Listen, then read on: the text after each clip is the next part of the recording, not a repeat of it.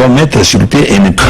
Dans un état de droit, il y a une justice indépendante. Seigneur, nous sommes fatigués des voleurs.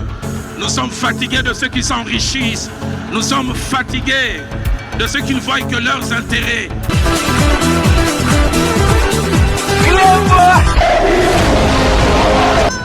Je m'engage à user de tout ce qui est en mon pouvoir pour que les erreurs du passé ne se reproduisent plus et pour que les actions nécessaires à l'avancement de notre pays soient promptement prises.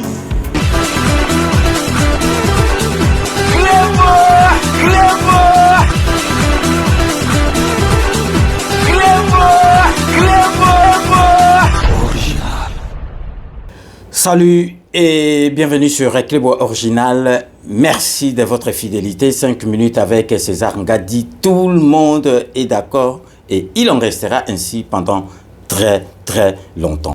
Dans un instant, Togo Lakisabino Boyebike, président de la République, chef de l'État, son Excellence Félix Antoine Tshisekedi, Azali pour le moment na États-Unis d'Amérique, plus précisément na New York, et Sika Oyo Azali ko participé na 79e Assemblée générale des Nations Unies.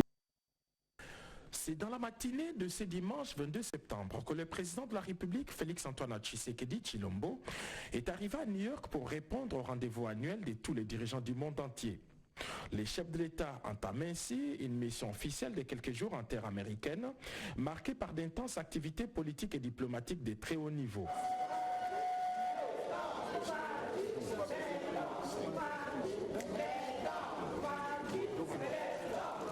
Au cours de la 79e session de l'Assemblée générale des chefs d'État et des gouvernements qui s'ouvre ce mardi, le président Félix Tshisekedi va prendre la parole du haut de la tribune pour donner sa vision sur des questions des politiques nationales et internationales. Il va aussi intensifier les plaidoyers en faveur de la République démocratique du Congo, pays agressé par le Rwanda. L'Assemblée générale de cette année intervient dans un contexte international marqué par une avancée significative dans les processus de la réforme du Conseil de sécurité des Nations Unies, tant souhaité par les Africains. Pour la première fois, les États-Unis d'Amérique sont favorables à l'élargissement du Conseil de sécurité à 2 pays africains sans droit de veto. Plus grand pays francophone du monde et pays solution au réchauffement climatique mondial, la République démocratique du Congo est un prétendant sérieux parmi les 2 nouveaux pays africains membres du Conseil. Par ailleurs, la RDC attend aussi son élection le 9 octobre prochain au Conseil des droits de l'homme des Nations Unies, un événement qui va sceller davantage les retours de la RDC dans les girons des grandes nations grâce à la diplomatie active du président Félix-Antoine Tshisekedi Tshilombo.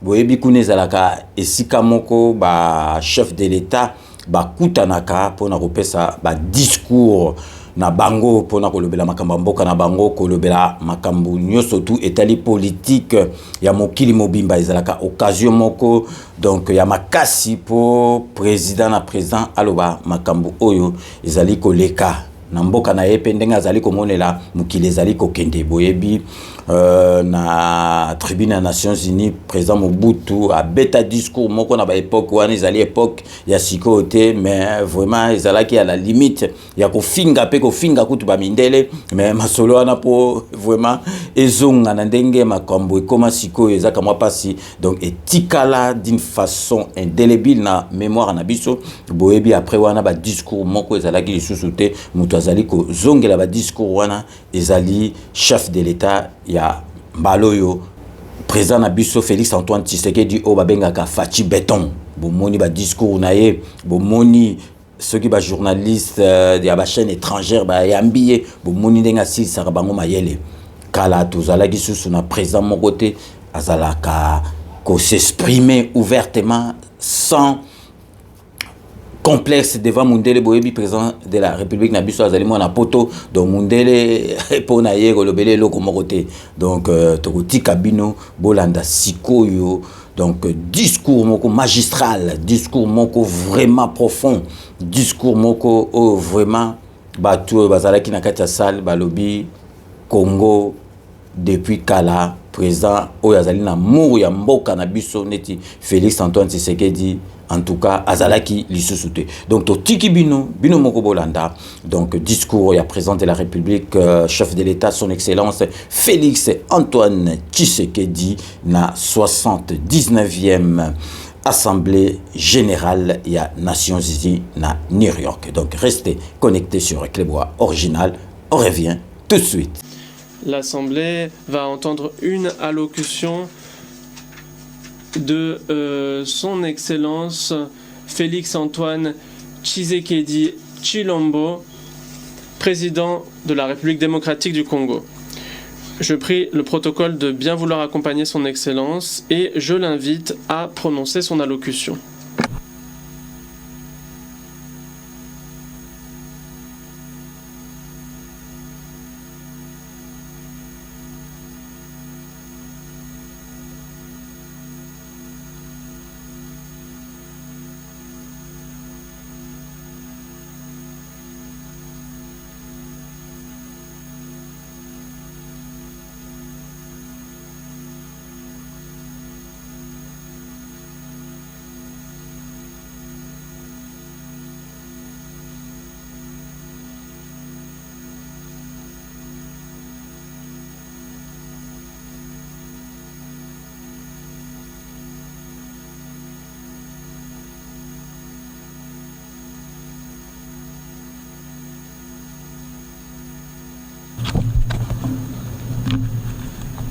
Monsieur le Président de l'Assemblée générale des Nations Unies, ici représenté, c'est avec un immense honneur que je m'adresse à vous aujourd'hui pour la première fois depuis que le peuple congolais m'a renouvelé sa confiance en m'élisant pour un second mandat à la tête de notre nation.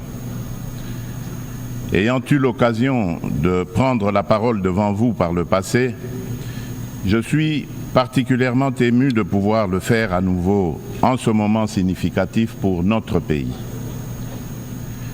Je tiens à féliciter M. Philémon Yang pour son élection à la présidence de cette 79e session, de même que je rends hommage à vos prédécesseurs pour leur engagement constant au service de cette institution. Le thème de cette session, ne laisser personne de côté, agir ensemble pour faire progresser la paix, le développement durable et la dignité humaine pour les générations futures, résonne particulièrement avec nos aspirations en République démocratique du Congo. Monsieur le Président, Monsieur le Secrétaire général des Nations Unies, Mesdames et Messieurs les chefs d'État et de gouvernement, Mesdames et Messieurs les chefs de délégation, le multilatéralisme et le respect d'un système mondial basé sur des règles ont été des piliers essentiels pour soutenir la paix, la sécurité, la santé, la prospérité à travers le monde depuis près de 80 ans. Les Nations Unies incarnent ces valeurs fondamentales et demeurent un acteur incontournable face aux défis majeurs que l'humanité doit surmonter, qu'il s'agisse de garantir la sécurité, de maîtriser le changement climatique ou de lutter contre la pauvreté. Cette réalité nécessite une coopération multilatérale renforcée. Cependant, le noble idéal des rédacteurs de la Charte des Nations Unies, celui de servir d'instrument par lequel tous les pays régulent leur comportement, semble s'effacer. Le socle de la sécurité collective qu'elle a établi vacille. Nous avons la responsabilité de conjuguer nos efforts et de réaffirmer notre engagement envers le multilatéralisme, qui est la clé de solutions véritablement transformatrices face aux défis qui rongent notre monde. Comme l'a si bien exprimé Dag Hammarskjöld, ancien secrétaire général de l'ONU, dont le sacrifice en faveur de la paix en République démocratique du Congo nous rappelle la gravité de notre mission. Je cite, « Le but de l'ONU n'est pas d'emmener l'humanité au paradis, mais de le protéger de l'enfer. » Fin de citation. En cette période critique du multilatéralisme, le multilatéralisme revêt une importance cruciale. Il permet de répondre aux menaces communes, de protéger notre planète et de renforcer la société civile ainsi que les droits humains. En effet, nous ne pouvons ignorer la montée alarmante de discours belliqueux et le rétablissement indécent de pratiques d'agressions armées et de pillage des ressources naturelles affectant tous les continents. Le conflit russo-ukrainien qui persiste et continue d'affecter la région n'est qu'une manifestation parmi tant d'autres qui menacent la paix dans le monde.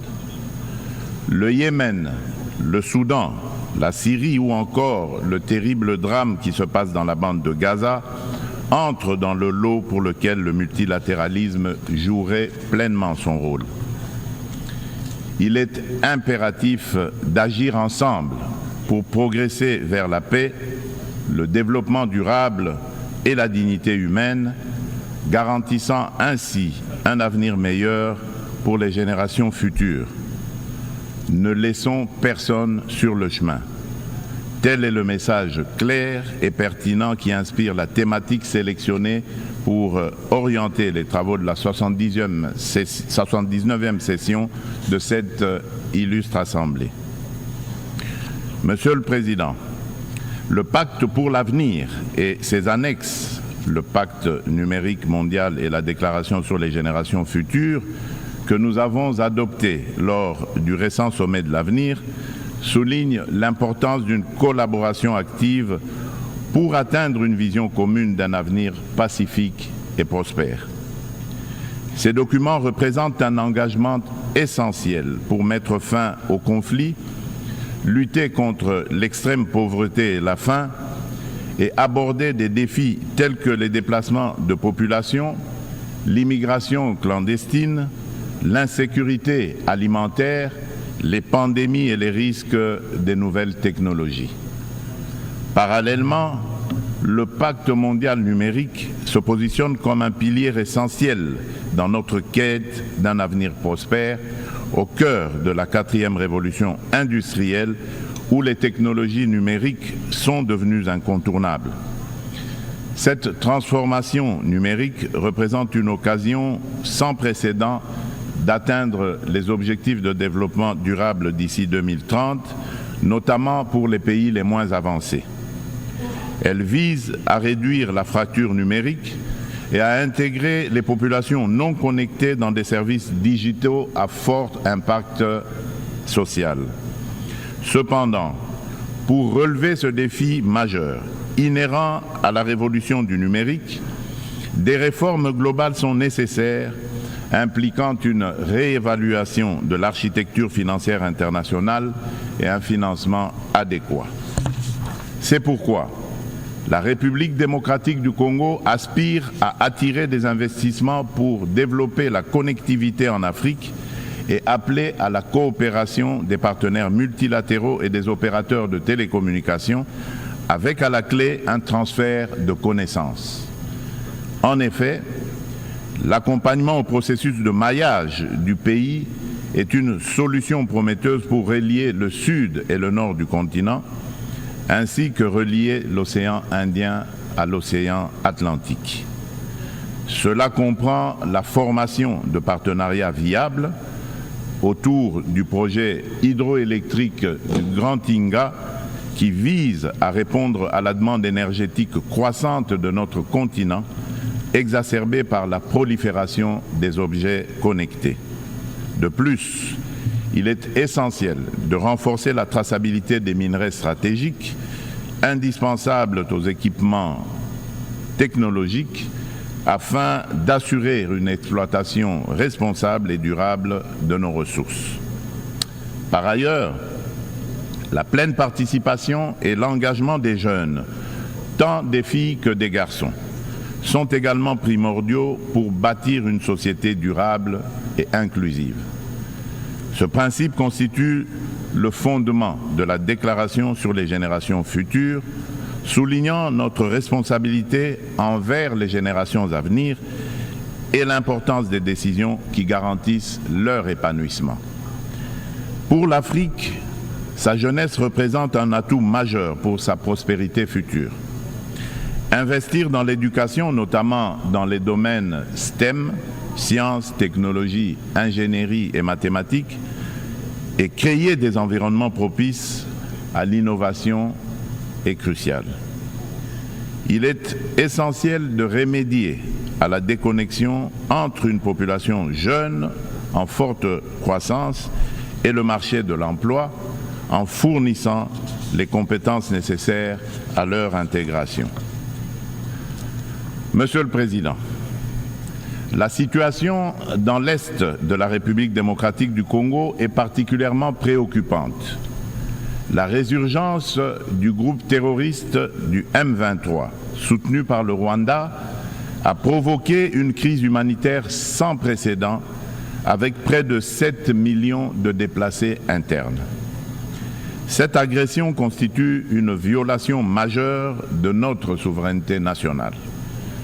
Nous appelons la communauté internationale à condamner fermement ces actes et à imposer des sanctions ciblées contre le Rwanda pour son rôle déstabilisateur et néfaste.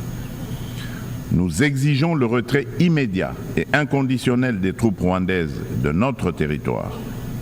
Bien que les récentes initiatives diplomatiques telles que les pourparlers de Luanda soient encourageantes, elles ne doivent aucunement occulter l'urgence de cette action essentielle.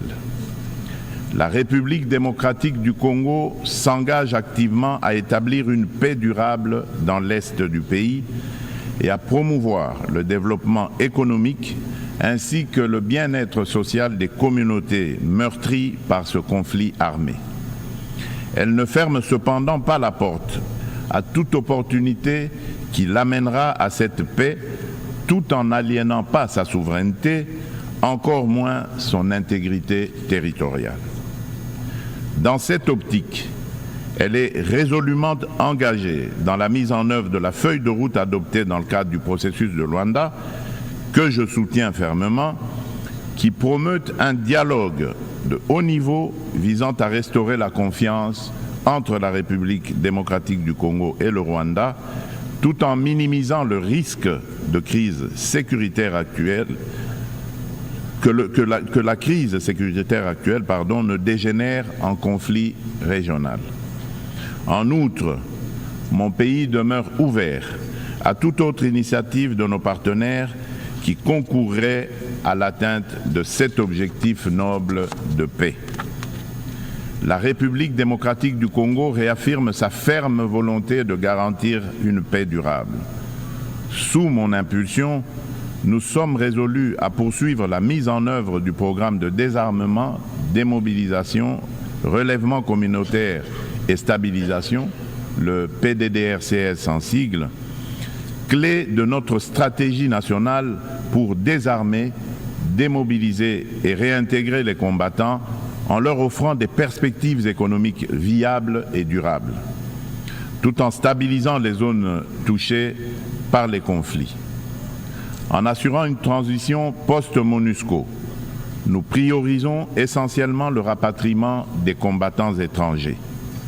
Le PDDRCS est un levier crucial pour la paix en République démocratique du Congo et j'invite nos partenaires et amis à le soutenir. Par ailleurs, des milliers de victimes du génocide pour des gains économiques en République démocratique du Congo, en abrégé Génocost, continuent de subir les conséquences dévastatrices d'un passé marqué par la violence et l'impunité. Reconnaître et traiter les effets de cette stratégie est crucial pour favoriser le rétablissement et la reconstruction des communautés touchées. Au-delà de l'aide humanitaire immédiate, une approche à long terme, centrée sur la justice, la réconciliation et le développement durable est essentiel pour permettre aux victimes de se reconstruire et de retrouver une vie digne. C'est pourquoi le gouvernement de la République démocratique du Congo a décidé d'institutionnaliser la journée du 2 août, journée du Génocauste, dédiée aux victimes des crimes odieux perpétrés par des rebelles soutenus par des multinationales et des États de la région. Cette journée incarne une communion nationale permettant de confronter un passé douloureux pour aller de l'avant. Elle est essentielle pour renforcer la conscience historique de notre pays et affirmer la détermination de la nation à prévenir la répétition de telles barbaries. Monsieur le Président, le terrorisme constitue une menace sérieuse pour la paix et la sécurité internationale, touchant toutes les régions du monde. Après avoir sévi en Asie, en Europe occidentale et en Amérique du Nord, ce fléau semble désormais s'enraciner en Afrique. En tant que membre de la coalition mondiale contre l'État islamique, la République démocratique du Congo exhorte les Nations unies à intensifier leurs actions pour mettre en œuvre les recommandations de cette organisation, notamment dans le cadre du processus d'Aqaba. Le terrorisme qui sévit dans l'est de notre pays est étroitement lié au pillage et à l'exploitation illégale de nos ressources naturelles. Ces activités criminelles alimentent l'insécurité et financent les groupes armés, exacerbant les conflits dans la région des Grands Lacs. Par conséquent, il est impératif que les Nations unies envisagent des sanctions sévères contre les acteurs responsables de ces crimes économiques afin de briser ce cercle vicieux et de favoriser la paix, le développement durable et la dignité humaine pour les futures générations. Monsieur le Président, selon le dernier rapport d'examen national volontaire des objectifs de développement durable, la République démocratique du Congo a réalisé des avancées significatives vers plusieurs cibles des ODD grâce à des réformes et interventions majeures. Depuis 2019, le gouvernement a mis en place une réforme ambitieuse pour assurer la gratuité de l'enseignement de base, permettant à près de 4 millions d'enfants de rejoindre l'école. En outre, plusieurs mesures ont été prises pour renforcer la protection sociale, introduire la couverture sanitaire universelle et promouvoir l'égalité des sexes, ainsi que pour favoriser le développement des infrastructures et une industrialisation rapide à travers notamment la création des zones économiques spéciales.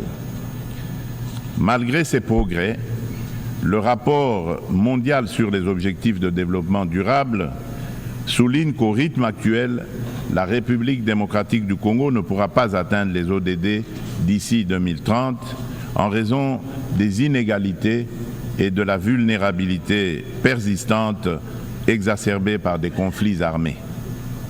Face à ce défi, une feuille de route comprenant des actions, interventions et réformes spécifiques a été élaborée afin d'accélérer les progrès et de répondre aux enjeux de l'agenda 2030 avec déjà certaines mesures mises en œuvre pour que la République démocratique du Congo soit en adéquation avec les ODD en 2030. Pour cela, la République démocratique du Congo nécessite des investissements annuels de 32 milliards de dollars. Il est donc indispensable de renforcer les partenariats pour des investissements durables et de promouvoir la paix afin de permettre un développement socio-économique stable.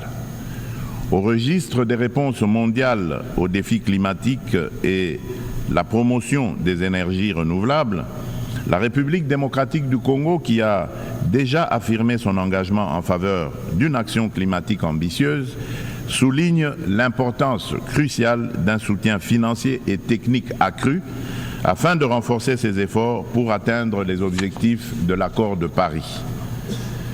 Riche en biodiversité et en ressources naturelles, la République démocratique du Congo se positionne comme un acteur clé dans la lutte contre le changement climatique. Les initiatives engagées pour réduire les émissions de gaz à effet de serre se concentrent sur 4 secteurs stratégiques: l'agriculture, la foresterie, l'énergie et la gestion des déchets. Des réformes structurelles sont actuellement mises en place pour inverser la déforestation et améliorer l'accès à une énergie propre, témoignant ainsi de l'engagement déterminé du gouvernement en faveur de la préservation des ressources naturelles et de la transition écologique. Concernant la valorisation des forêts tropicales, un tournant majeur a été franchi à Bali en novembre 2022, en Indonésie, avec l'adoption de la déclaration conjointe sur la coopération autour de la forêt tropicale et l'action climatique signée par le Brésil, l'Indonésie et la République démocratique du Congo. Cette avancée témoigne d'une volonté politique collective d'utiliser les forêts comme levier pour un développement durable. L'Alliance trilatérale pour la coopération sur les forêts tropicales, créée à cette occasion, constituera un cadre pour relever les défis liés à la biodiversité et proposera des solutions pour les marchés de crédit carbone, tout en veillant au respect des droits des peuples autochtones. Par ailleurs, dans le cadre des enjeux liés à l'environnement et au réchauffement climatique, il est essentiel de souligner la tenue du 2e sommet des 3 grands bassins forestiers tropicaux du monde, à savoir l'Amazonie, le Congo et le Bornéo-Mékong, qui s'est tenu du 26 au 28 octobre 2023 à Brazzaville, en République du Congo. Cette initiative africaine, portée par le président Denis Sassou Nguesso, vise à mettre en œuvre, dans le cadre de la décennie des Nations Unies pour la restauration des écosystèmes, la première coalition mondiale dédiée à la restauration de 350 millions d'hectares d'écosystèmes terrestres et aquatiques. Ces forêts constituent un rempart indispensable contre le changement climatique. Face à des problèmes clairement identifiés et à des solutions à portée de main, il est crucial d'agir de manière concrète. Les bassins amazoniens, congolais et de Bornéo-Mékong abritent plus de 80% des forêts tropicales et jouent un rôle crucial dans la lutte contre le changement climatique, tout en fournissant des services écosystémiques vitaux. Il est donc impératif que l'amélioration des conditions socio-économiques des communautés locales qui jouent un rôle clé dans la préservation de ces forêts soit placée au centre des priorités de la gouvernance mondiale. Pour sa part, la République démocratique du Congo met en place des instruments juridiques et des dispositifs institutionnels visant à renforcer sa position sur le marché mondial du carbone, tout en restant ouverte à des partenariats en conformité avec l'accord de Paris et ses lois internes. La prise de conscience croissante des défis liés à l'instabilité climatique et à l'épuisement des ressources naturelles, souvent à l'origine de conflits armés, souligne l'urgence d'agir sur ces problématiques. Il est donc primordial de reconnaître le lien entre changement climatique, dégradation environnementale et sécurité, afin de favoriser des actions proactives qui atténuent ces risques par le biais de pratiques durables. À cet égard, nous appelons le Conseil de sécurité à établir des mécanismes internationaux intégrant les questions de sécurité climatique dans leurs discussions. Monsieur le Président, face à un défi énergétique majeur, le monde fait face à un défi énergétique majeur. Les systèmes basés sur les combustibles fossiles sont responsables d'importantes émissions de gaz à effet de serre, exacerbant le changement climatique. Sans effort concerté pour promouvoir les énergies renouvelables, nous risquerions de faire face à davantage de crises telles que des conditions météorologiques extrêmes et des conflits liés aux ressources naturelles comme nous l'observons déjà.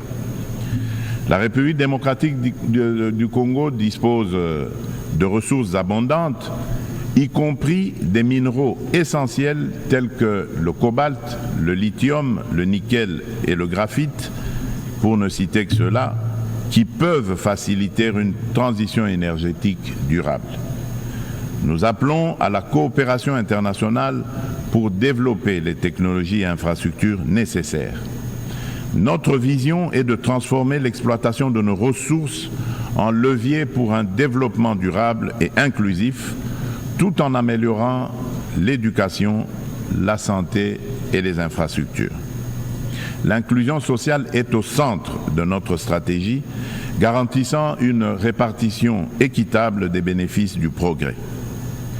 En nous investissant dans la lutte contre le changement climatique et en contribuant aux objectifs de développement durable, la République démocratique du Congo est prête à jouer un rôle clé dans la transformation des systèmes énergétiques mondiaux. Ensemble, nous pouvons bâtir un avenir où l'énergie est propre, durable et accessible à tous. Monsieur le Président, j'aimerais également aborder la question cruciale de la parité homme-femme. Bien que la participation égale des femmes et des hommes à la vie politique soit internationalement reconnue, il subsiste dans la pratique un fossé entre l'égalité juridique et la réalité dans l'exercice du pouvoir. Les préoccupations des femmes méritent d'être intégrées dans les décisions majeures qui touchent notre société. En République démocratique du Congo, nous sommes déterminés à changer les mentalités pour surmonter les barrières sociétales qui freinent l'épanouissement des femmes. Il est essentiel d'impliquer les hommes dans ce processus afin de transformer la dynamique sociale et de valoriser leur rôle dans le succès des femmes.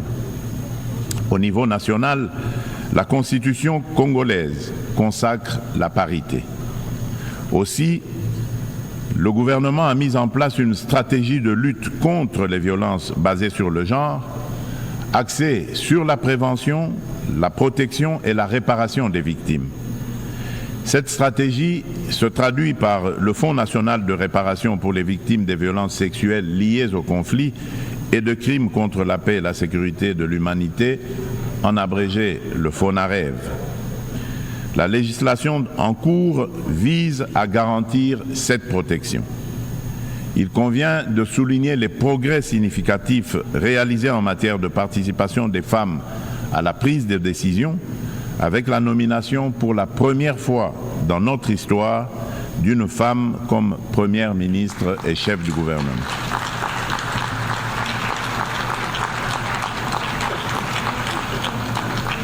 Nous assistons également à une présence accrue de femmes dans les instances gouvernementales ainsi que dans le Parlement et le système judiciaire, illustrée par la nomination de femmes au poste de premier président du Conseil d'État et à la tête de la Banque centrale du Congo.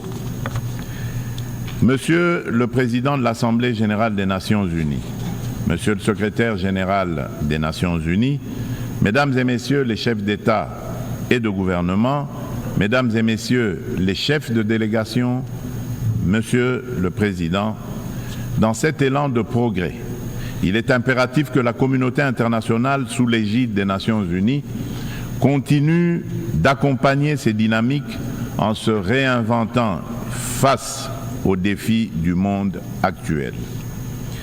Pour maintenir la confiance de la communauté internationale, l'Organisation des Nations unies doit prouver sa capacité à s'adapter aux évolutions contemporaines et à les surmonter de manière efficace et responsable. Il est impératif de redynamiser le multilatéralisme par des réformes ciblées de la Charte des Nations unies, touchant des questions clés telles que le Conseil de sécurité, le droit de veto, le chapitre 7 et le recours à la force. Néanmoins, cela ne suffira pas. La coordination et la coopération entre les différentes institutions et agences des Nations Unies doivent également être renforcées. De nombreux enjeux globaux sont souvent abordés de manière redondante dans différents forums, parfois sous des angles contradictoires, tandis que d'autres problématiques restent entièrement négligées, chaque bureaucratie internationale cherchant à défendre son existence propre. À cet égard, tout en saluant l'appui des États-Unis, je réitère avec fermeté, au nom de l'ensemble des pays africains, la requête de création de 2 sièges permanents au Conseil de sécurité des Nations Unies pour les pays africains.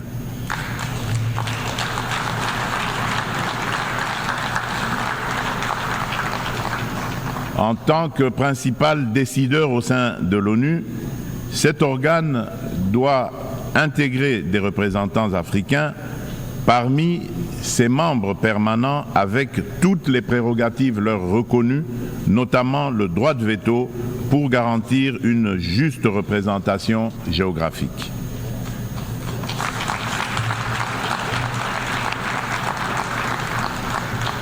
Il s'agit là d'une question de justice pour un continent dont le rôle dans les affaires internationales ne cesse de croître.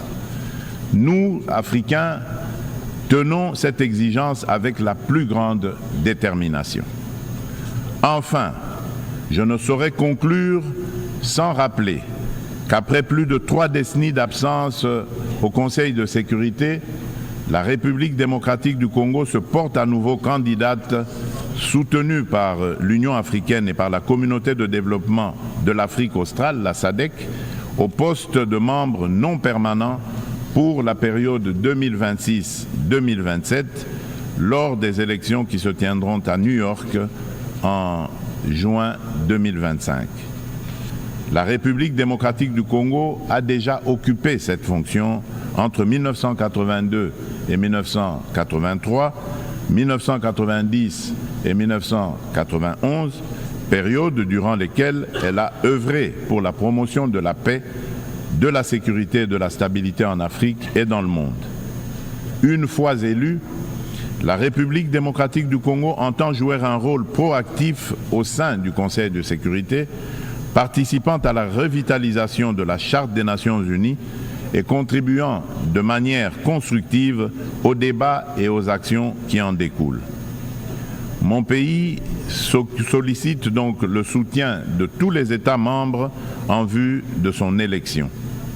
En ces temps où le multilatéralisme est mis à l'épreuve, la République démocratique du Congo réaffirme son engagement indéfectible envers la communauté internationale, prête à assumer avec honneur et responsabilité la mission de forger un avenir où la coopération et la paix prévalent sur le conflit et la division. Nelson Mandela a dit, je cite, « Aucun de nous agissant seul ne peut atteindre le succès ». Fin de citation. Ainsi, nous tendons la main à chacun de vous, partenaires de longue date et nouveaux alliés, pour écrire ensemble ce chapitre crucial de notre histoire collective. Ensemble, faisons de notre monde un lieu où chaque nation, grande ou petite, peut prospérer dans la dignité et dans la sécurité. Je vous remercie.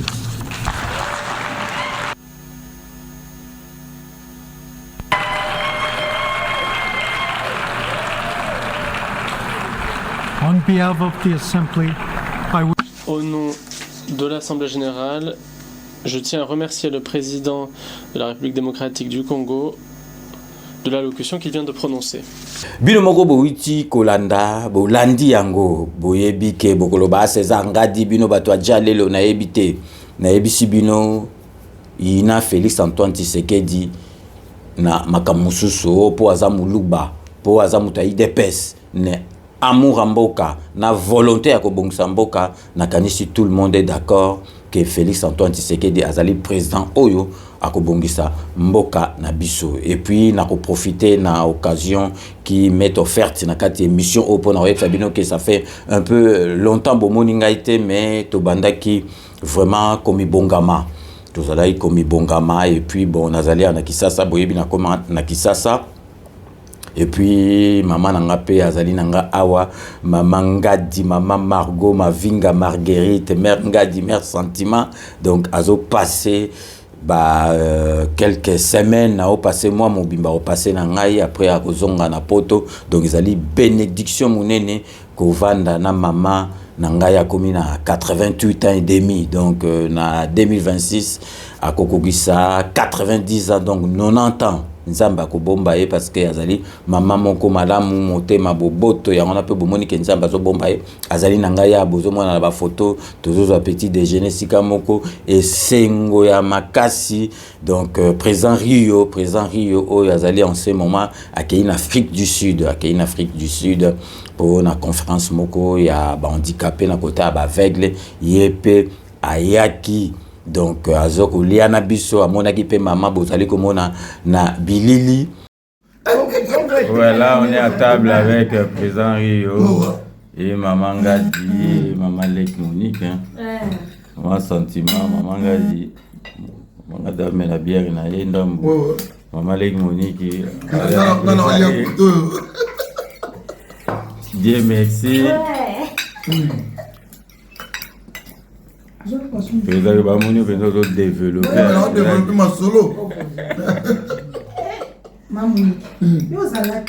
Et puis maman Ngadi pe azali ko yamba pe ba master na ye ba leki na ye ba ndeko na ye bomoni ye wana na ba maman oyo ba ebiye o ba ebaki ekala ezali esengo mingi vraiment na âge ya biso.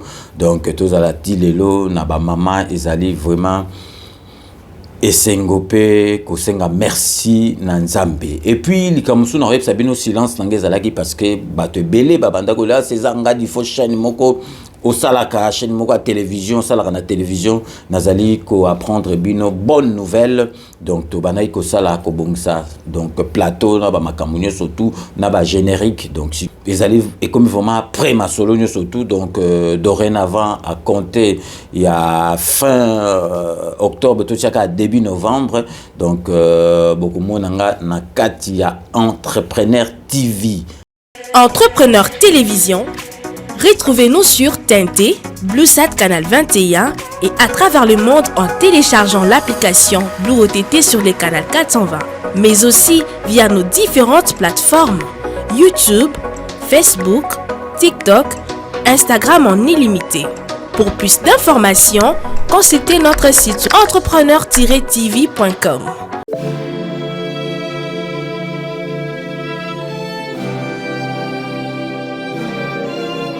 Entrepreneur TV, entreprendre autrement. Entrepreneur Télévision. Donc, ils allaient chaîne oyo vraiment soko kotikuna vous allez ko entreprendre ba masolo donc ya kitoko donc avec DG Mingita petit nanga DG Mingita Nchiku donc masolo ezali akosakanate donc beaucoup retrouver ngai na Entrepreneur TV donc ezali sur TNT et BlueSat na canal 21 Kalate Tokokota na canal satellite donc à travers le monde beaucoup télécharger application na yango donc beaucoup retrouver ngai kuna na des émissions vérité polele centricage oyo boyebaki ngai na radio to sali siko version ya télévision.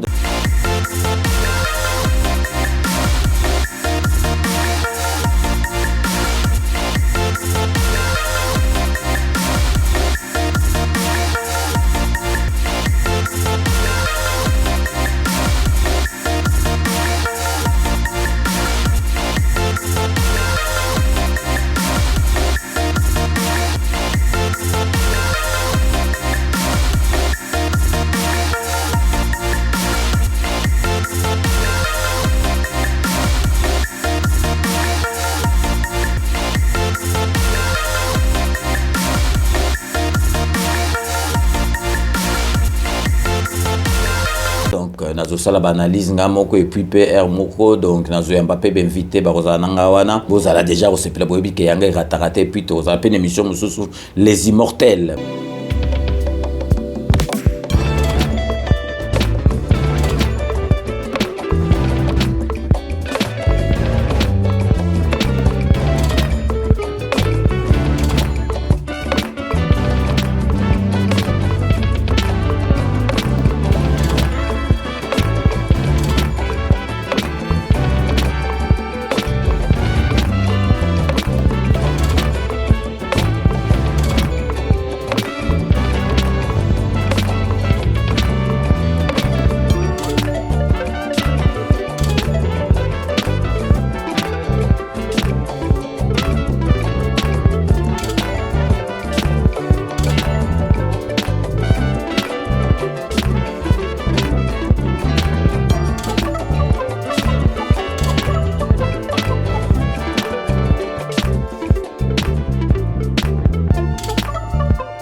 Les Immortels, auto rendre hommage na artiste, na biso musicien, comédien, parce que mon émission est vraiment adaptée pour na YouTube parce que banjembo eko sonné donc vraiment siko beaucoup sepelana yango boyebi na sala Pepe Kale na sala Madilu na sala King Kester Emene ya oyo ambalo tokobanda boyebi na lenkuru ya papa wemba donc na ozana invité na Kati donc neti mère Amazon à Kokoya na mwana na muto ayeba ke puis sala vraiment donc parcours historique ya papa wemba donc bozala déjà ko sepela boyebi ke yangai e ratakate parce que bateau télévision pour télévision que tu n'as pas cité internet et l'équipe télévision n'a pas parce que biso tout ça la surtout biso moko donc au filmer au monter au sali suivi mais kuna ozana bateau belé ba régisseur ba réalisateur donc aux ça la au lobby donc boyebi ke yangai ratakate parce que nga masolo nyo surtout oyo bateau ba sala na télévision na mona nga na ko beta nyo surtout dada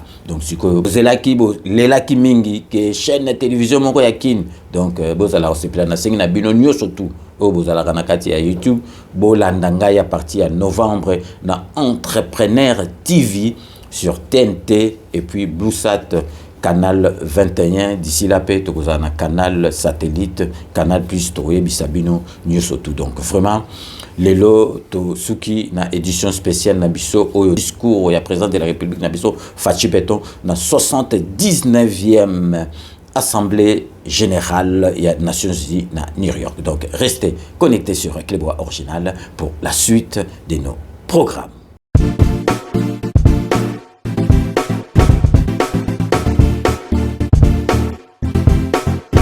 On doit mettre sur pied et mettre dans un état de droit et une justice indépendante. Seigneur, nous sommes fatigués des voleurs. Nous sommes fatigués de ceux qui s'enrichissent. Nous sommes fatigués de ceux qui ne voient que leurs intérêts.